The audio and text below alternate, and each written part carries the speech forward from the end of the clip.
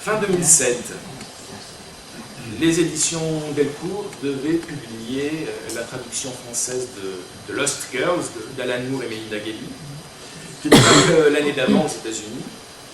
Et c'était un événement éditorial parce que Alan Moore, forcément, et qui plus est un grand Alan Moore, pas un fond de tiroir. C'était une œuvre sur laquelle, avec Melinda Gailey, celle qui allait devenir sa compagne et son épouse au dessin, ils avaient travaillé plus d'une dizaine d'années. Et pour ceux qui ne connaîtraient pas, c'est une relecture de Alice au Pays des Merveilles, du Magicien d'Oz et de Peter Pan, sans les éléments fantastiques et en pornographique. Et voilà que, fin 2007, les éditions Delcourt annoncent par un communiqué qu'elles annulent la parution. Cette décision s'est imposée à nous pour des raisons juridiques. La loi française interdit en effet formellement le fait de transmettre l'image ou la représentation d'un mineur lorsque cette image ou cette représentation présente un caractère pornographique. Et là, le communiqué de Delcourt fait allusion à l'article 227-23 du Code pénal, que je connais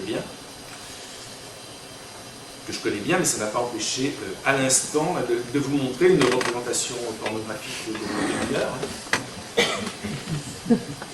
Et je vous ai montré là l'image la plus choquante, c'est-à-dire qu'il y a un petit garçon, une petite fille, leurs parents, et en plus un petit chien qui peut choquer aussi les amis des animaux.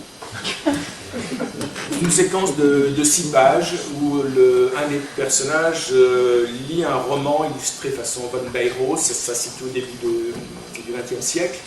Et on le voit en bas en train de lire son roman, et en haut, la grande case montre ce qu'il a sous les yeux. Quand Delcourt fait ce communiqué, je me doute tout de suite de ce qui s'est passé. Et qui est derrière cette annulation? C'est pas Guy Delcourt qui tout d'un coup a été pris de remords ou a découvert ce qu'il y avait dans ce gros livre en voyant la maquette terminée, parce que la traduction était faite, le lettrage était fait, le livre était prêt à partir chez l'imprimeur quand ça s'est produit. Je me doute qu'il a demandé conseil à un avocat, et je me doute que cet avocat s'appelle Emmanuel Pierrat, parce que c'est un avocat qui pratique beaucoup la pré-censure des livres.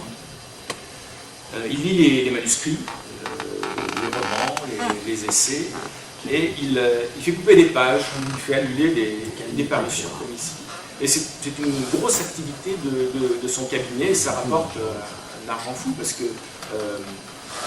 d'abord c'est beaucoup plus facile que de plaider au tribunal où il faut être bon et puis avoir préparé un dossier. Là, il suffit de lire le bouquin, et un étudiant en droit peut citer les lois qui s'appliquent. Et c'est facturé, quand vous passez par un cabinet d'avocat, 2 ou 3 000 euros, une relecture juridique. Donc je me suis mis à rédiger un long article où j'expliquais ce que je pensais de ces lectures de Pierrat. Pour moi, c'est vraiment la censure d'aujourd'hui, elle est là. Ce que je pensais de Lost Girl, qui est le chef-d'œuvre de la bande dessinée érotico-porno. J'ai jamais lu une bande dessinée porno avec un scénario aussi dense et intelligent. Mais j'en ai lu. Et puisque je pensais de Guy Delcourt, qui s'était laissé impressionner et qu'il ratait une occasion de faire son métier d'éditeur comme il doit être fait, c'est-à-dire d'éditer les œuvres qu'on pense bonnes, et moi c'est tout. Et j'étais en train de terminer cet article que je destinais à une publication quand j'ai pensé à l'envoyer à Guy Delcourt, lui-même que je connaissais un peu personnellement. Et je lui ai envoyé par email, et il m'a répondu dès le lendemain. Bonjour Bernard, merci de tes éclairages sur ce dossier. Il est vrai que l'avis de Pierrat, très tranché, m'a conduit à cette décision. J'ai eu le sentiment de ne pas avoir de choix, sauf à être candidat au suicide. Ce que tu me dis me fait évidemment réfléchir. Je vais donc prendre une seconde opinion auprès d'un autre avocat. Les droits n'ont pas encore été cédés pour la France, tout reste donc possible. Ce serait bien de ne rien dire ou faire qui donne le sentiment que tout est joué, alors qu'au contraire, il y a encore la place pour la réflexion et des décisions. Alors, ok, j'ai mis mon article en attente. Dans la journée, j'ai encore un peu échangé avec Guy Delcourt. Il est allé demander son avis à Richard Malka, l'avocat de Charlie Hebdo, qui lui a dit la même chose que Pierrat, ce qui n'étonne pas. Et malgré tout, malgré ce que lui disaient ces deux avocats très, très à la mode, Delcourt a pris la décision de revenir sur son annulation et de publier quand même Fille perdue. Et c'est une décision courageuse parce que pour moi, il ne risquait rien, vraiment rien.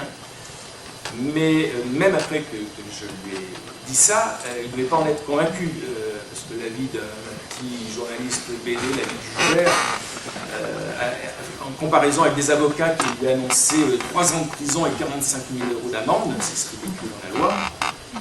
Donc je le souligne, Guy Delcourt a fait preuve de courage en éditant Fille perdue. Il l'a écrit d'ailleurs à l'éditeur américain Top Shelf, parce qu'il avait annulé le contrat, donc il fallait le réactiver, qu'il soit d'accord pour le réactiver.